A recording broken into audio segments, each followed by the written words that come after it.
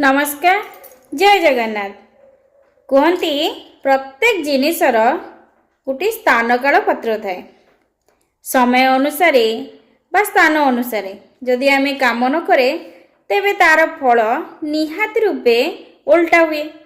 तेबे यही मर्म को नहीं चलतु शुणा गोटे कहानी अकाल प्रेरणा। गोटे स्थान स्थानांतर जाउथिले दले बेदुइन।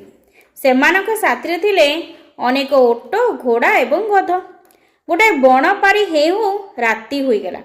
सेमाने तरत हुई बण अतिक्रम करने को चेष्टा करिया बेले गोटे ओट एवं गोटे गध पछरे पड़गले। अंधकार जो मालिक माने एक लक्ष्य करि पारले ना। ओट एवं गध जेतेबेले बुझिले जे सेमाने वर्तमान स्वाधीन सेतेबेले सेमानकर आनंदर सीमा रहिला ना। बण भितरे सेमानक पई खाद्यर द्रव्यर अभाव मध्य न थाए।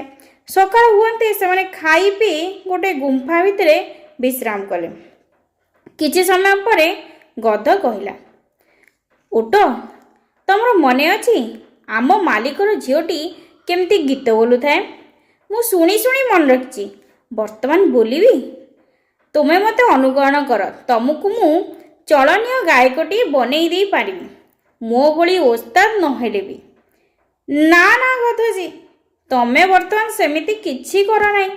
लोकों को जीवा आसीबा रास्ता ए गुंफाटर बेसी दूर न। सेमाने तम हेसारब शुणिले आम पई विपद आसी पारे। आमे बण भितरे आउ टिकी दूर को गले गीत बोलिबा मन इच्छा। ओटो तमे बपुसी ना मोठू बड़, किंतु तमे मोटा बुद्धिया। जेतेबेले जने गायक प्रेरणा पाए सेतेबेले से निजको संभाली पारे नाही।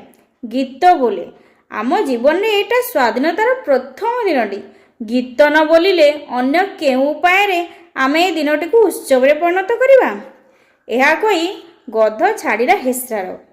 ओट ताल न देई चित्कार बंद करिबा को कहिबारु से चिड़ी जाई ताकू अरसिक बोली कहि गोटे गोइठा पकेला। पाख रास्ता दे जाउथिले दळे बणिक। सेमानकर दुई तीनोटी गध मरी जाइथांते। जिनसपत्र बहन करिबारे सेमाने भारी असुविधा भोगुथिले। गदर चित्कार सेमानको आकृष्ट कला। सेमाने गुंफा भितर पसी उभय को अख्तियार करी आनले। गदर संगीत और चर्चा बंद हो गला। उभय ओट एवं गध पुणी हेले पराधीन। ओट दीर्घश्वास छाड़िला किंतु किछि कहिला नाही। उभयଙ୍କ पिठिरे भारी ओजनिया माल लदी दियागला। बहुत कष्ट हुअन्ते ओट कहिला, गधजी तमे जदि मो कथा शुणी तम प्रेरणा को किछि समय पई बंद रखि थांत आमर एपरि दुर्दशा होई न थांदा। गध उत्तर देला, नाही, किंतु ता भावरु जणागला से ओटर ए मंतव्य को मोटे पसंद कला नाही। बाटरे पड़िला एक प्रशस्त नदी। से नदी उपरे दीर्घ सेतु। हठात गधटी गर्जन करी तळे पड़ीगला।